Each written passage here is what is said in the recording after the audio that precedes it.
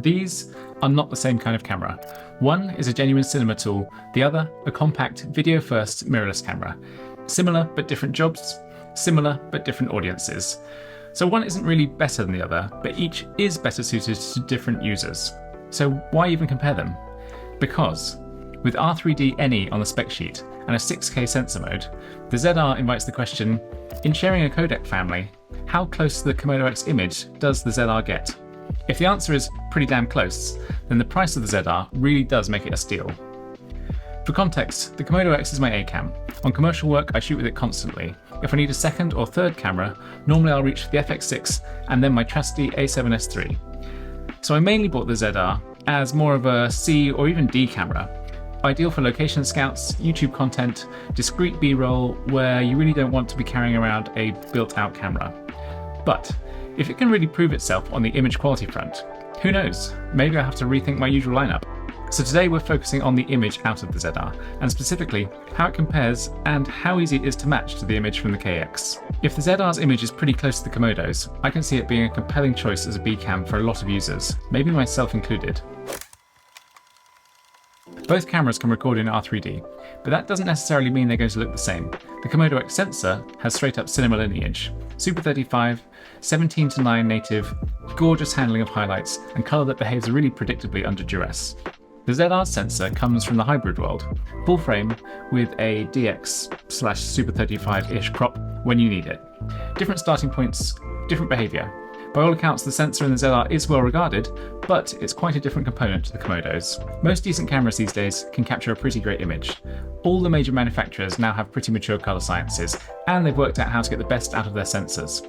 The really interesting bit will be how close the comparatively inexpensive ZR gets to the much lauded colour of red. Obviously, it's worth mentioning that Nikon bought red, so one would hope and imagine that the answer is going to be pretty damn close. I kept the test pretty simple because it's fair to say that this is the first time I've done anything like this. I ran two simple setups, an exterior from a balcony window with mixed contrast, slowly moving clouds, the kind of real world mess you might actually find, and something a lot of people have asked for, which is a studio skin tone test.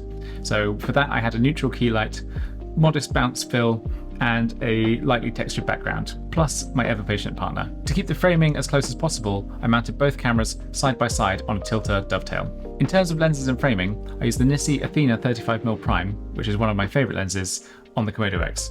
I chose it because it sits neatly within the range of the Sigma 24-70mm, which I've got on the ZR. I'll be able to zoom the Sigma to approximately match the frame on the Komodo, and that'll be plenty close enough for our purposes.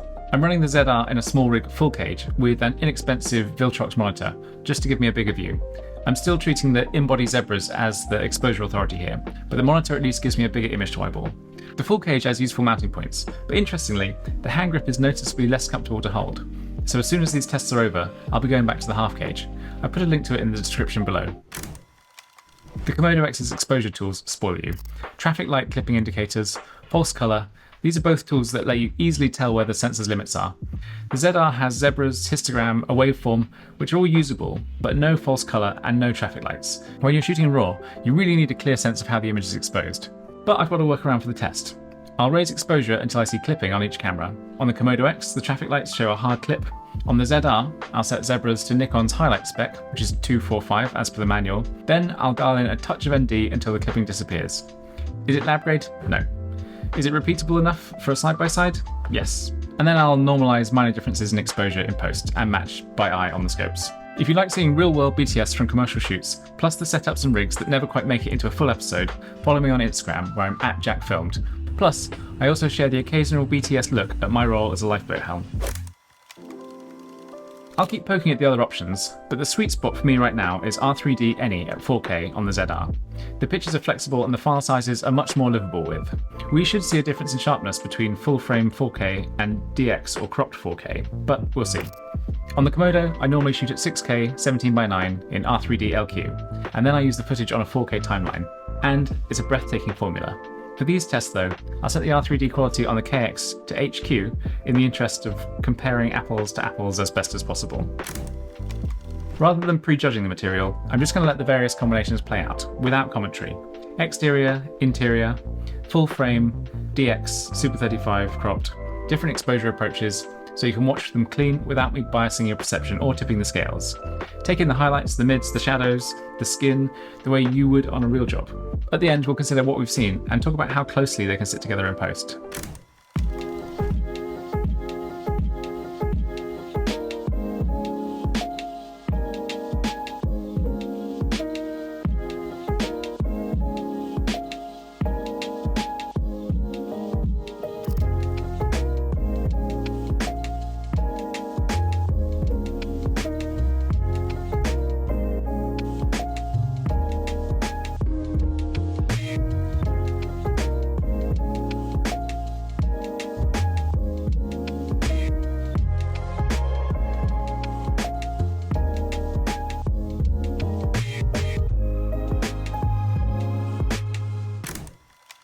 So who should care about this comparison?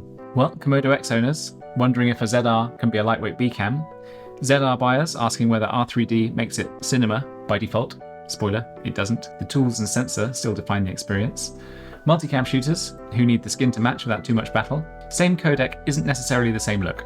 The Komodo X keeps that cinema sensor poise, highlight behavior, color stability, predictability under pressure. The ZR is genuinely impressive for size and speed and price. And R3D NE on a compact body is huge, but it's still not a substitute for a cine A cam, not for me at least, and I don't think it's fair to ask it to be. As a compact B cam that can be cut in with care, yes. With the right workflow and a bit of discipline on exposure, it can absolutely sit next to the Komodo X in the right scenarios. If there's anything specific you'd like me to try next, low light noise, motion cadence, rolling shutter, tell me below. Links to the small rig cages and my lens adapter setup are in the description. For day-to-day clips in between, my Instagram is JackFilmed, and if this helped, a like and subscribe are massively appreciated. Thank you for watching. I'm Jack. Whatever this is, Western Approaches. See you next time.